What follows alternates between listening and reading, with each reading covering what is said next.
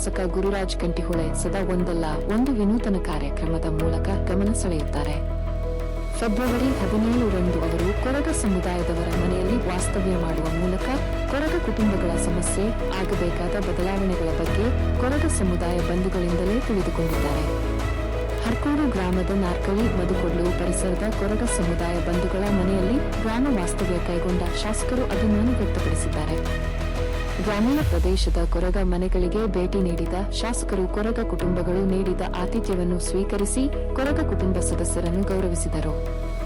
ರಾತ್ರಿ ಕೊರಗ ಕುಟುಂಬ ಸದಸ್ಯರೊಂದಿಗೆ ಊಟ ಮಾಡಿದ ಶಾಸಕರು ಊಟದ ಬಳಿಕ ಕುಟುಂಬ ಸದಸ್ಯರೊಂದಿಗೆ ಸಾಕಷ್ಟು ಚರ್ಚೆ ನಡೆಸಿದ್ದಾರೆ.